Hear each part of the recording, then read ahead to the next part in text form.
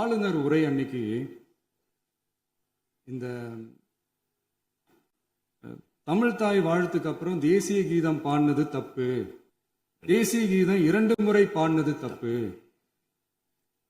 அப்படி ஒரு நிகழ்வு இதுக்கு முன்னாடி இந்த சட்டசபையில நடந்ததே கிடையாது, அந்த மரபே மாத்திட்டீங்க, இப்படி ஒரு பெரிய ஒரு போர் மாதிரி எதிர்கட்சியை சார்ந்தவங்கலாம் சொன்னாங்க இல்லையா.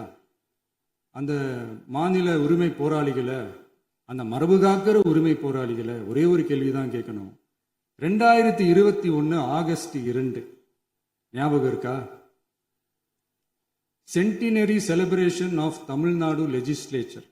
அந்த ஃபங்க்ஷன்ல நம்ம முன்னாள் முதலமைச்சர் கருணாநிதி அவர்களோட கலைஞர் அவர்களுடைய கலைஞர் அவர்களுடைய புகைப்படத்தை மாண்புமிகு குடியரசுத் தலைவர் திறந்து வைக்கிற ஒரு ஃபங்க்ஷன். அந்த ஃபங்க்ஷன்ல national anthem followed by Tamil Thai Vazhthu அப்படின்னு அறிவிச்சது ஞாபகம் இருக்கா?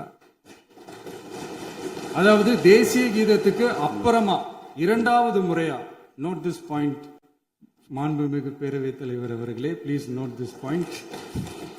தேசிய கீதத்துக்கு அப்புறம் 2வது முறையாக தமிழ் தாய் வாழ்த்து பாடப்படும் அப்படின்னு சொன்னது ஞாபகம் இருக்கா? அதுவும் முத்தமிழ் அறிஞர் அப்படின்னு சொல்ற நம்ம கலைஞர் அவர்களுடைய அந்த புகைப்படம் வெளியிட்டு விழாவில் அவர் இருந்த இதே சபையில தமிழ 2வது இடத்துக்கு தள்ளினது யாருன்னு ஞாபகம் இருக்கா? அது மட்டும் இல்ல, அந்த தேசிய கீதத்தை நாட்டுப்பண் நேஷனல் ஆந்தம்னு சொல்லி அதே ஃபங்க்ஷன்ல கடைசியா ஃபங்க்ஷன் முடியும் போது செகண்ட் டைம் தேசிய கீதம் பாடினதும் ஞாபகம் இருக்கா? இதே அவையில் தான், அது அவை குறிப்பிலும் இருக்கிறது, இதே அவையில் தான் நடைபெற்றது. இந்த தக்க நேரத்தில் இந்த ஆதாரங்களை அளித்த மாண்பு முதல் அவர்களுக்கு நன்றியை தெரிவித்துக் கொள்கிறேன். டவுட் இருந்தா இந்த புக்கை பார்த்து தெரிஞ்சுக்கலாம். எல்லாம் கேட்டா என்ன சொல்லுவாங்கன்னா, அது ஜனாதிபதி கலந்துகிட்ட ஃபங்க்ஷன், அதெல்லாம் அப்படிதான், அதெல்லாம் கண்டுக்க கூடாது அப்படின்னு சொல்லுவாங்க.